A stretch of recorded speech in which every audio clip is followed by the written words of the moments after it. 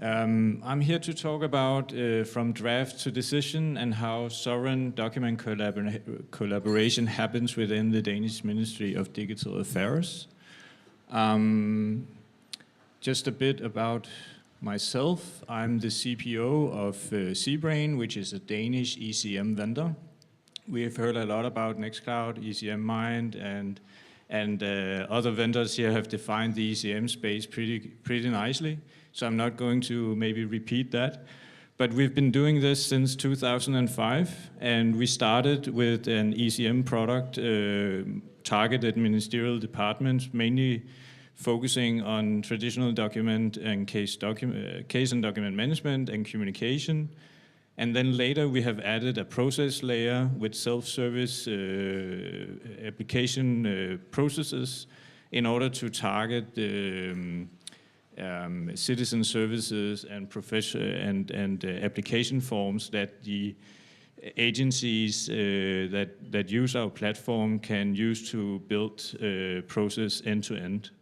And then later here we've started to work ourselves into in the ECM platform, also to have a lot of registry support and how to mass build and mass blast documents out to citizens to which we process cases about. So this has been a long journey, and as it may resonate is that for a long time Microsoft Office have been the only way for people to edit documents in this space. If we look at it, what dominates the Danish and maybe the European sector right now is digital sovereignty. And at top level, top management level, in most organizations in Europe, and especially in the Danish government and local authorities, they are very much looking into how they can architect their IT platform with, in order to enable them to have full strategic freedom about their platform.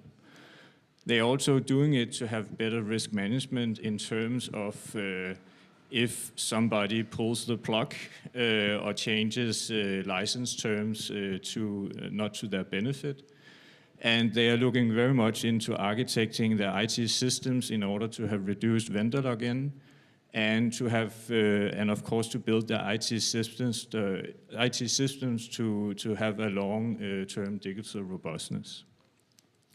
What we see is that the EU have defined a pretty good strategy framework, which is being applied within public sector, especially in Denmark, where when they procure new systems and ECM platforms, they very much look into how the strategic setup is about the vendor. Is it European hosted, based?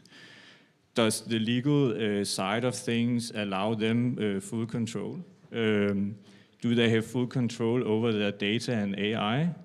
Do they have full control over where the applications are being executed or operated? Do they own the supply chain of the stack from hardware to the end user? And do they have freedom in the technology choices behind it?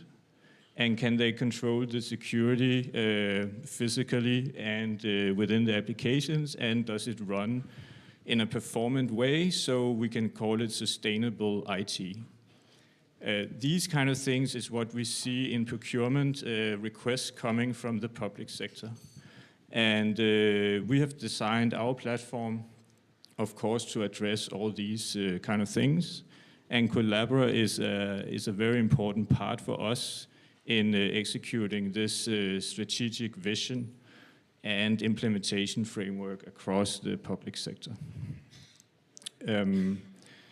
In the public sector, we have been running since last summer a project with the Danish Ministry of Digital Affairs, where they have applied Collabora as part of their ECM platform and support a very complex workflow, which also involves our Minister of Digital Affairs, Caroline Stage. So she's herself has been part of this testing setup. So of course, when we go into this is what the government is really focusing about. They're doing this in order of, they have just, let's say, was forced to do a new 4-year license renewal with a big American vendor, as we know. And in order to protect themselves for the future, they are now looking into alternatives for how to design workloads and workflows that are not totally isolated on one particular big tech vendor. So a lot of my fellow colleagues here today have talked a lot about how the technical parts of these things work. And I'm not actually going to jump into much technique, but want to show the end user experience of all this. And what I have here is that I want to explain a bit how a ministry work and how important document collaboration actually is in that workflow. So if we see it, and also what is part of this big project is that, of course, you create a new document. But creating a new document starts with a template. And is that template a docx file? Is it an ODF file? Is it an old doc file from the year 2000? There's a lot of legacy templates running inside these systems, and it might happen on a Windows PC. The next thing is that given a new document's being created, a collaboration happens between this. Imagine this being a new national digital strategy for Denmark. It's not one user writing that. It has enormous, a lot of contributors. And the workflow that we are supporting is going across a lot of different platforms. Some users are on Windows, some users are on Linux, some users are on an iPhone or an iPad, and contributes to this big strategic document that needs to be passed further along for political decision. So after such a document has been produced, it goes into an approval flow.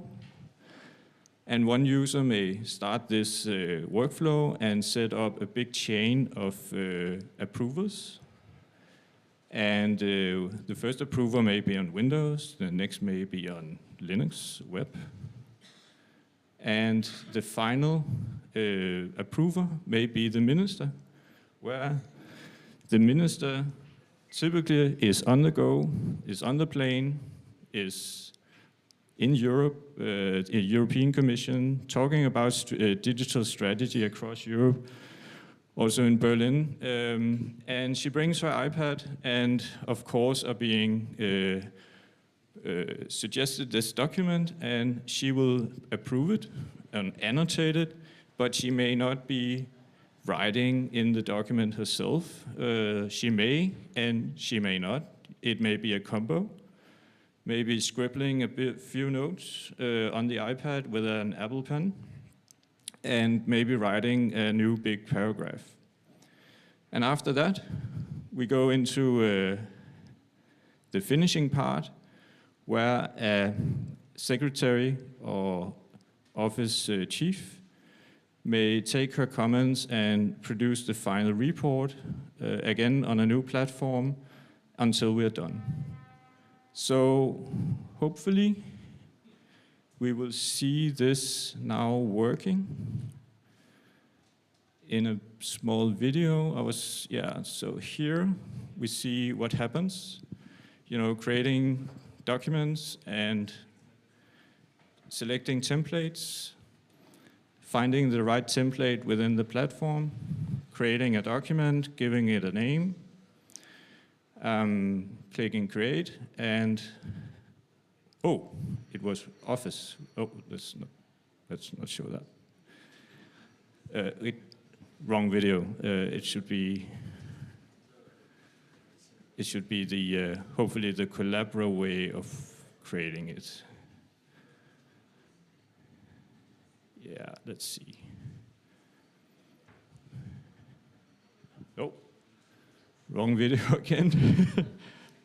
Oh, it was because I didn't click the button. Okay, this video shows the Collabora way of creating the document. And you can see Collabora is previewing it and create the document.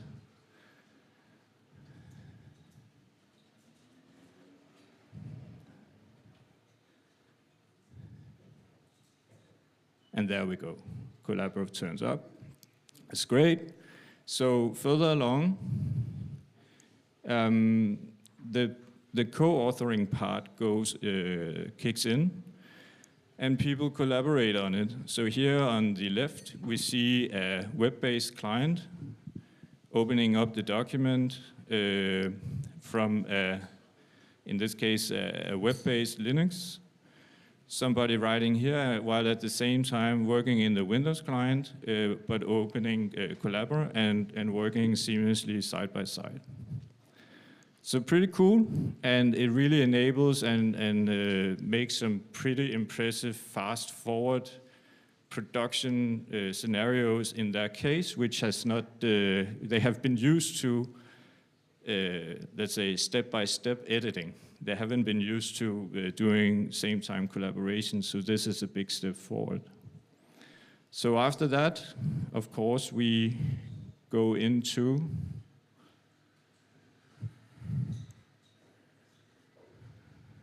it's not shifting my slides.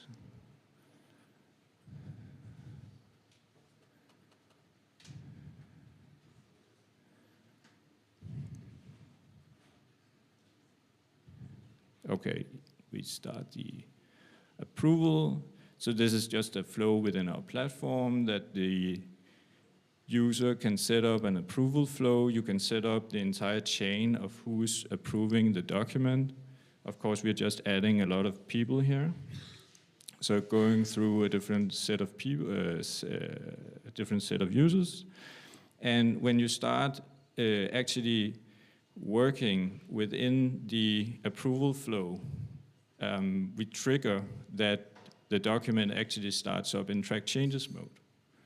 And because we have that integration with Collabora, we can actually support, let's say, a collaboration scenario in and outside a workflow and maintaining a great deal of traceability in the entire stack.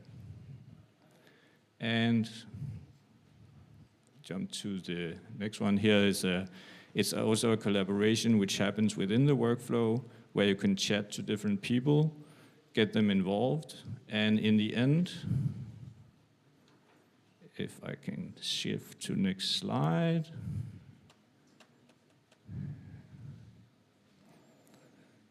I have a few, let's see if I can. Yeah, okay. The next slide, once the video is done, should show me the minister working on the iPad, annotating the document, but it's not possible for me to shift the next slide. It's pretty bound up to the video recording here, but here we are.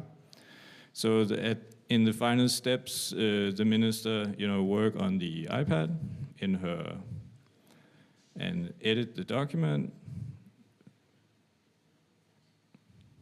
have the save changes, can annotate the document by actually annotating a PDF version, and in the end,